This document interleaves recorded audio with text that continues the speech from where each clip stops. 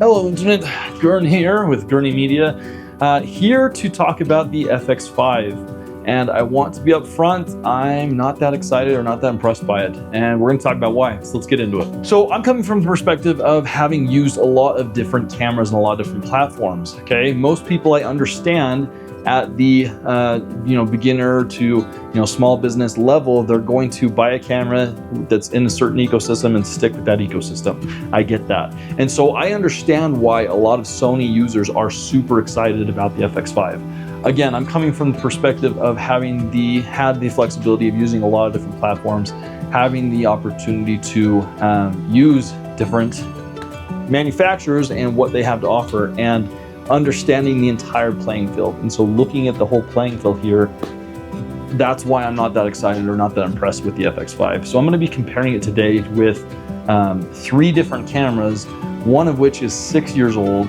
and then the other which just barely came out alongside or just recently with the FX5, and just explaining my perspective and point of view on the FX5 and why I'm not that excited. And overall, why I've come to the realization that digital cameras might be peaking. We might be getting to a point where we are seeing very little incremental changes year over year.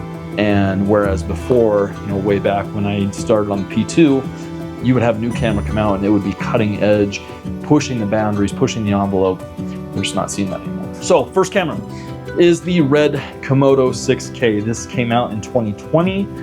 It is a 6K full frame 17:9 aspect ratio sensor, global shutter, and so again the entire sensor is being exposed all at once instead of line upon line, which is what traditional rolling shutter, that's the technology we've had for years. Global shutter is kind of cutting edge. If the FX5 had global shutter, this would be a totally different story. I would be so stoked for this camera. And I feel like it would have justified the price point a little bit better. However, I don't think the FX5 is worth what they're asking for. Let me further explain. Red Komodo. Again, 6K versus 5K. You've got 16-bit RAW. This is Red code RAW. Okay, if you don't know, Red actually owns the rights and is patented RAW technology, and so every other RAW out there is not actually true RAW like you're getting with the Red. And so when another manufacturer comes out with RAW, it's limited. It's not fully RAW and fully capable of doing what the Red is able to do. And actually, they have to pay, I believe, Red rights to be able to use any other form of RAW. Okay. I don't know the whole legality and business side of things there, so don't quote me on that, but that's kind of my understanding. So 16-bit RAW, they both have 16-bit RAW, and I believe, so the FX5 does beat out the Red in terms of frames per second. It does 5K, I believe up to 60. Firmware updates might allow pushing the boundary a little bit on that there later on. The Komodo, it's reaching, I think it's reached into life. It's already been replaced by the X line, Komodo X.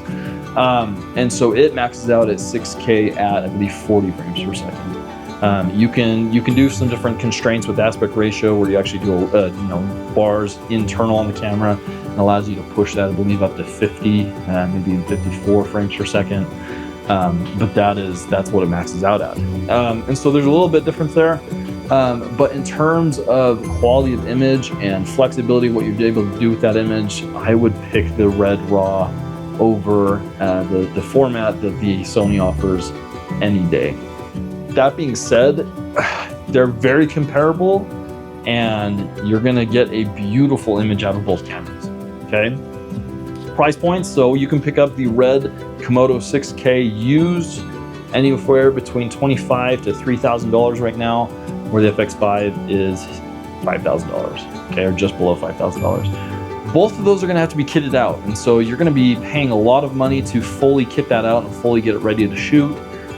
Both use proprietary media, I believe, and so Sony's gonna have their, Express B card that is so expensive. And you're gonna want a very fast and very large card to take full advantage of that 16-bit raw internal recording on the FX5. So there's first comparison. Second comparison, I want to compare to the Nikon ZR. Nikon bought Red, and last year they brought out the Nikon ZR, which is again a 6K full frame sensor. Doesn't have global shutter, it has a rolling shutter, and it does have internal stabilization. Okay, where the FX5 has internal stabilization as well. The Komodo, that is one thing that the Red Komodo is lacking, that does not have any stabilization whatsoever. However, with cinema cameras, that's pretty typical, okay? So it's only recently that we're getting the small form factor cinema grade cameras from Sony that have the internal stabilization. Going back to the Nikon ZR. That offers 12-bit internal with Red code. Since Nikon's bought out Red, they're able to use Red code as their codec. It also allows ProRes RAW, still 12-bit. That one does do 6K at 60 frames per second and down. Okay, so again, very comparable there. It also has 32-bit float, which the FX5 has 32-bit float as well. One caveat, or one thing I want to mention with the whole 32-bit float internal camera microphone situation there, you're never going to rely on that as your sole source of audio. You're always going to have some sort of microphone that you're going to be using, and that's going to be what's called scratch audio, where you're going to sync that to your actual microphone and use your actual microphone's audio. There's only a handful of occasions, very slim occasions, where you're going to actually be able to use that camera microphone and have it be passable. Okay, bad audio is probably one of the quickest ways for you to lose your audience, and so relying on the camera's audio is never what you want to do. So the fact that these cameras tout they have 32-bit internal recording, take that with a grain of salt, because you're probably never going to actually use it. If you do, those cases are going to be very slim. Okay, so there's a second camera that came out last year. Next camera I want to compare it to is this year's Canon R6 V. 7K internal, 12-bit, okay, so smaller bit depth. The color difference between 16-bit and 12-bit, yes, that's like, we're talking trillions of colors difference, but the ability for your audience to actually see that is very slim.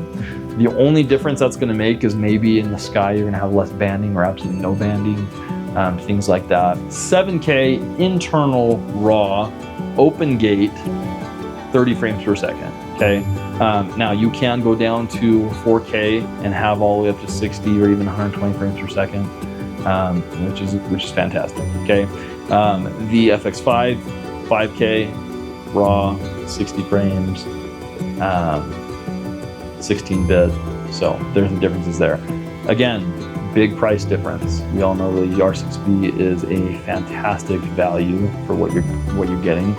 About $2,400, $2,500.